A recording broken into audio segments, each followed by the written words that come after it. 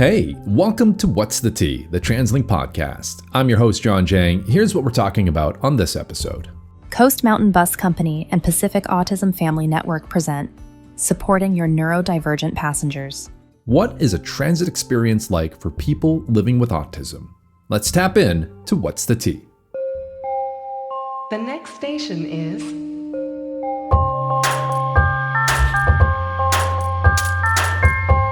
Welcome to What's the Tea, the Translink Podcast.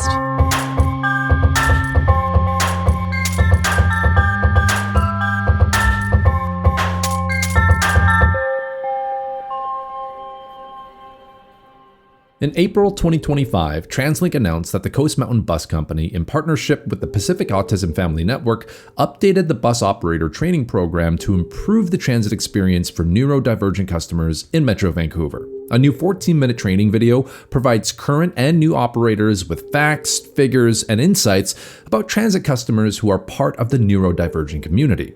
Now, one of the actors in that video, Kayla, is a self-advocate working to raise awareness as someone living with autism. We had the chance to sit down with Kayla and discuss her own lived experiences taking transit in Metro Vancouver. If you're not on the spectrum, if you don't have autism, you might consider the transit ride to be a small part of your day. But in your case, and maybe others who are on the spectrum, taking transit and that whole experience is one of the biggest things you're thinking about in that day, because you know that there's going to be so many things that are beyond your control that you are simply subject to in that environment. And it can be, to your point, overwhelming, anxiety-inducing, stressful, all of these different things. And so I wonder how many times you've had experiences with even other customers who aren't thinking about it that way and don't fully understand, and maybe are not as empathetic as you would like them to be. Like, is that maybe one of the most common issues that you find on transit? Yeah, well, I also have some joint issues that make it really hard to stand on the bus and the train. And I don't, I can walk across the flat floor just fine. And so getting on the bus, even if somebody watches me walking, it's not evident that I might need a seat.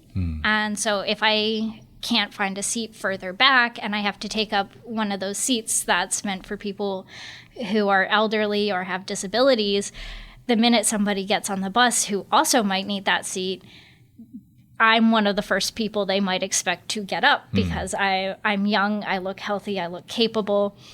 And I've had a lot of people get really mad at me for not getting out of the seat. And then in order to avoid conflict, I do. But then sometimes it's I can't find a place to stand where I can get that extra support. So I have to get off the bus or I have to get off the train and wait for the next one and hope that I can get a place where I can support myself or get a seat. And that's another thing that's very common in the autistic population is muscle and joint issues. And even there are people who are not autistic who have invisible joint and muscle issues. And so that's one of the invisible disabilities that can also make taking transit really hard. And trying to explain that to other customers even when you look like you should be capable is a really difficult thing to do. Let us maybe go back in time a little bit to how you started using transit. And when you were younger, was it not always an easy experience? Because there's probably more understanding and awareness now today than there might have been when you were younger and starting to take transit on a more regular basis, right? Yeah. During high school, I learned to take transit. I didn't have to take it very far at that time, which I was thankful for. But yeah, it could get super crowded and it could be very overwhelming. So I always I left the house an hour before I actually had to, so that once I got to my destination, I had time to decompress from my transit ride and actually be prepared to do my schoolwork. Can we dive on that a little bit? Because what does that mean? And you know, when I get off the bus or I get off the SkyTrain, for me, I'm just heading to my next destination, whether it's work, and I'm focusing on work. I'm thinking about work meetings, work, everything. What is that time of decompression for you, and why is it so important? For me, it's either listening to music or sometimes I'll do some meditation. In high school, it was more just listening to music, and then I read a book. But when I get really overwhelmed, my brain then has a hard time processing anything else. And so once I get to that point, I need to be able to take that time for myself and kind of block the world out so that my brain is then ready to work and do the next thing that I need to do.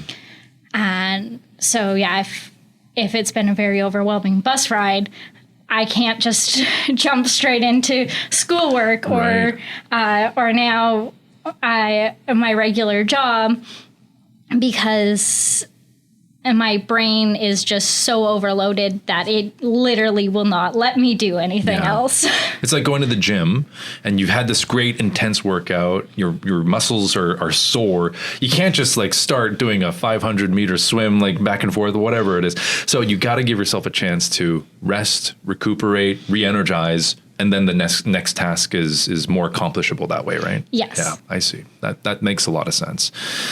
I never thought of it that way, and I think that's a very good point to bring up, so thank you for sharing that. One thing I wanted to ask you, too, was maybe how those on the spectrum with autism have preferences on where they like sitting. So if you have a particular bus route that you know you want to take or you have to take every single day, there might be a spot on that bus that is comforting to you. It's like your safe space on that bus.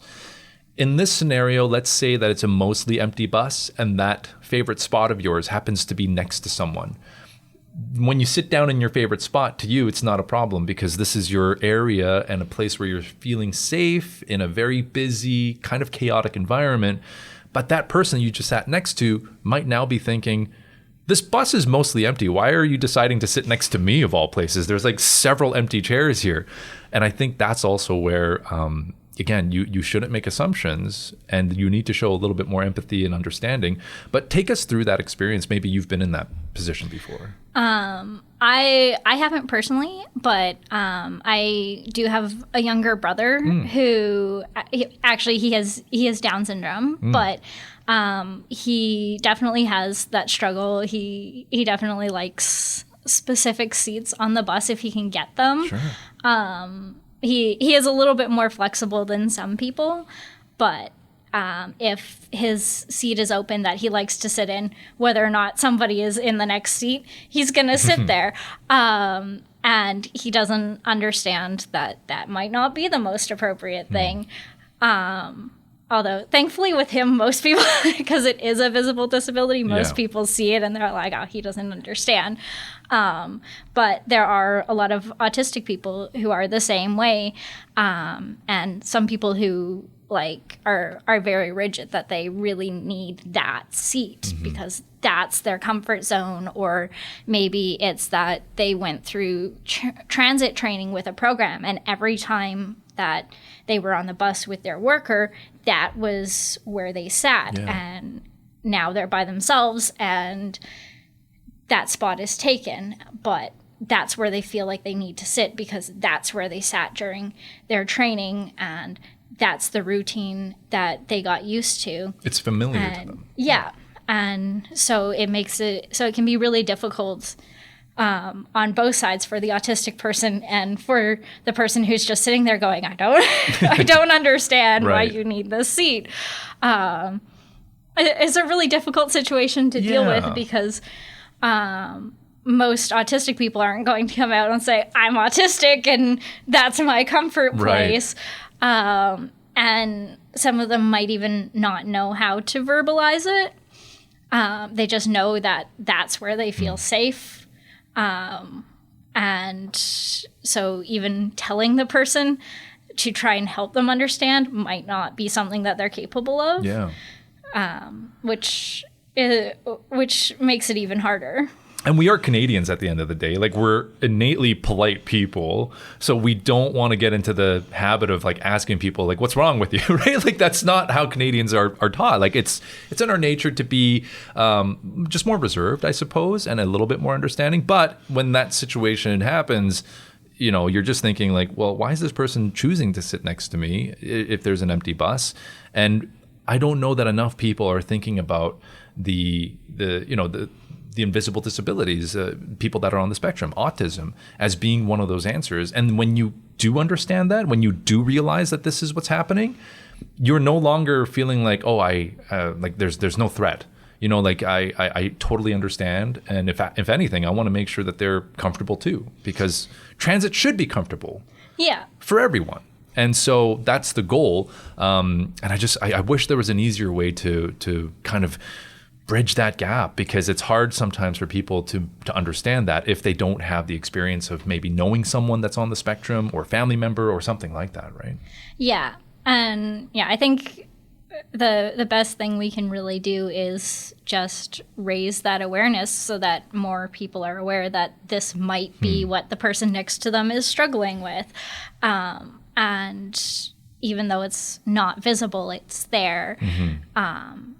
And there's, like you said, if somebody doesn't have a family member or hasn't interacted with an autistic person or somebody with an invisible disability ever in their lives, how are they supposed to understand if we don't teach them? If they've never had any experience and never had any training, there is no way for them to know. Exactly. And so yeah, the best thing that we can do is things like this, where we get the word out and just talk about it and let people know, because if you don't have the information, you can't do anything about it. We'll take a quick break on What's the Tea, the Translink Podcast. In conversation with Kayla Tellier, a self-advocate working to raise awareness as someone living with autism and learning about her transit experiences on our system. Kayla, I want to bring up something that I feel is really important here. So please explain so that I can fully understand what exactly is stimming and why is there a kind of misunderstanding about it? So stimming is short for self-stimulatory behavior. And it's any repetitive motion, or sometimes it's a verbal stim, that's a repetitive sound that can help the person feel more comfortable. Some people hum, some people will grunt, some people will growl, and some people will rock, or they'll rub their hands, or maybe they'll be patting their lap. And it can come out in all sorts of different ways. And it's a way to regulate everything that's going on in your brain. It's very similar to, like, if you're driving and you're tired, you might roll down the window so that the cool air comes in to stimulate you and keep you awake. Done that many times, yeah. Yeah, or if you're finding the driving atmosphere very overstimulating, you might turn off your music so that there's less stimulus coming at you and you can focus on the road.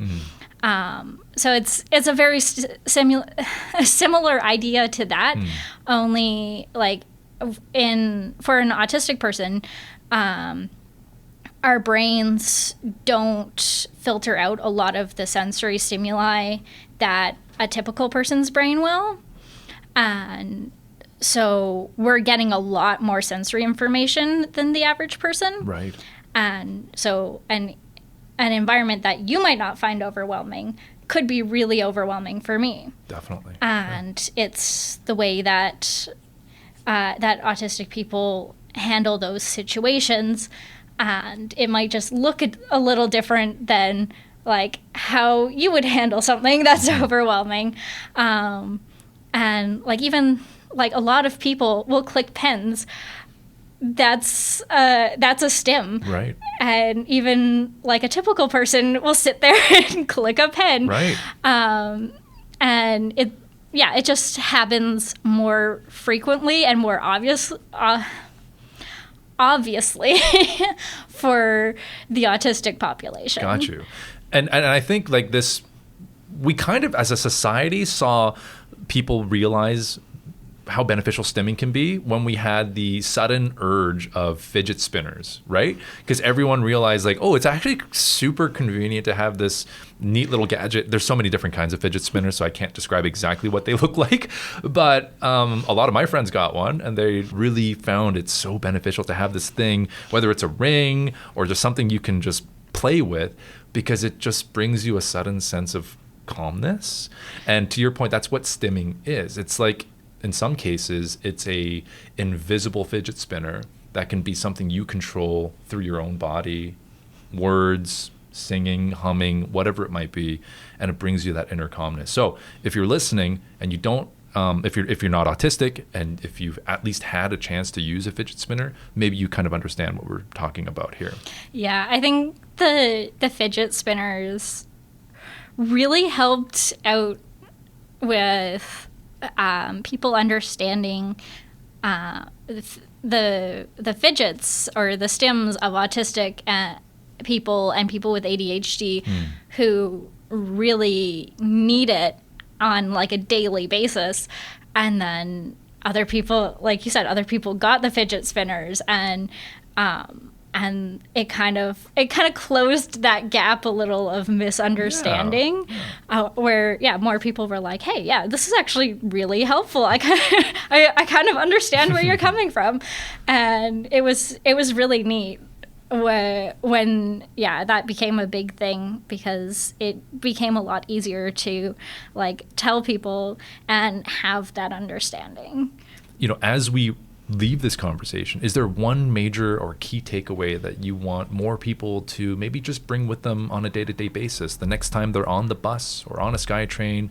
What's a way that they can try and be a little bit more understanding for people who are on the spectrum? I guess the biggest thing is just if you see somebody doing something unexpected or that you might find odd, just being aware of invisible disabilities and the fact that that might be very necessary for that person to help them get through that transit ride. Yeah, fair enough. And again, just remember, the transit ride for you might not feel like a big deal because you take it every day, you know what to expect, you know that you got to get to work or school or an appointment at a specific time, you've mapped it all out in your head. But for someone who is on the spectrum, that transit ride could be one of the biggest hurdles for them that day. So try to be a little bit more empathetic, a little bit more caring, a little bit more patient. And honestly, the world just needs a lot more kindness these days. So that's all we're really asking for.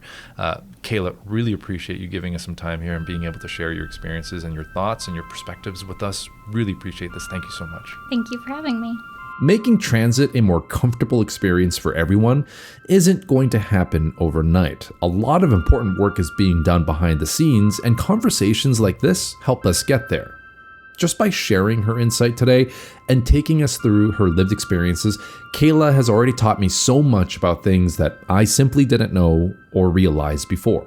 Now, if at any moment during this conversation you found yourself thinking, you know, I think I'm guilty about doing some of these things or thinking some of these things, well, don't worry, because this isn't meant to make you feel bad or to point any fingers. All we're trying to do is shine a light on something important, because we would love for every transit ride to feel safe and comfortable for everyone. So my thanks to Kayla Tellier for sitting down and sharing this conversation with me today. My thanks to producers Alan and Sydney for all of their hard work behind the scenes. And of course, my thanks to you for listening and subscribing. I've been your host, John Jang, and until next time, have a safe trip.